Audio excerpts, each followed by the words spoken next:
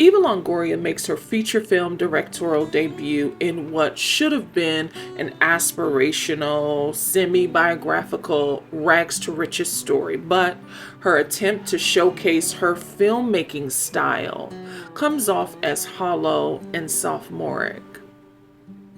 But listen, Flamin Hot, which is currently streaming on Hulu, eventually becomes an inspirational origin story about a self-made, first-generation Mexican-American millionaire who rebranded a popular snack line into this pop culture phenomenon. But the map to getting there is long and so labor intensive as the viewer is forced to sit through a primitive style of storytelling that's replete with exposition, weak gags, and exaggerated tropes that lampoon authentic Mexican culture. In that way, it's a little bit exploitative. Now, this is an adaptation of a controversial book about and by Richard Montanez's tenure as a janitor for Frito Lay. As he tells it, he survived a second wave of company layoffs by creating a spicy recipe for Frito Lay's chips that would not only rebrand the way consumers enjoy snacks, but also revolutionize multicultural marketing.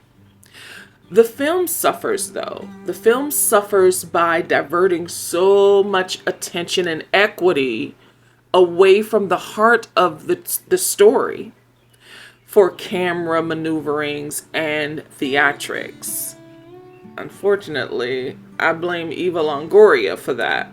The score is also overbearing, and the sound mixing is too loud during major plot points. The Cisco Kid by War was licensed for this film and perfectly situated at just the right mark, and I did like that touch.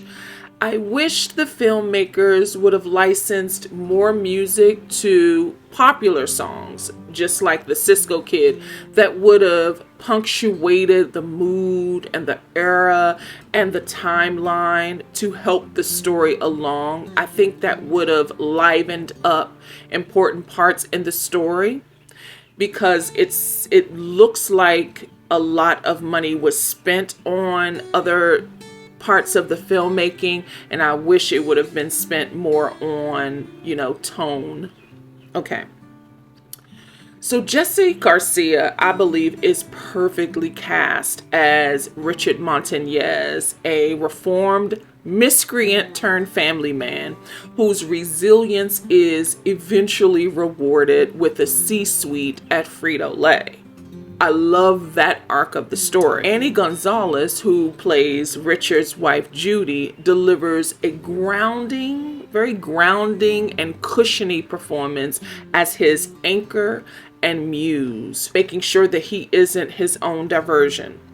Rounding out the cast was Dennis Haysbert, Tony Shalhoub, and Matt Walsh, who meet the criteria, really, of any generic biopic. Oppositional characters, micromanaging the protagonist to ensure that the journey is challenging long enough for the payoff to be emotional and worthy. It's very systematic in that way, very paint by the numbers. All in all, Flamin Hot has major issues. I point to the creative piece to it, the filmmaking. The style and tone was a little challenging, but in substance, I found myself rooting for the underdog, Richard Montanez. Have you seen Flamin Hot yet? It's currently streaming on Hulu. It's very accessible. It is a streaming movie. I'm glad that it is on Hulu and on a streaming platform. But what do you think? Now, with all the controversy, I know that, Richard Montanez's story has been debunked. And it's also been co-signed by one of the CEOs at Frito Lay. So, what do you think? At any rate, Flamin Hot is currently streaming on Hulu now.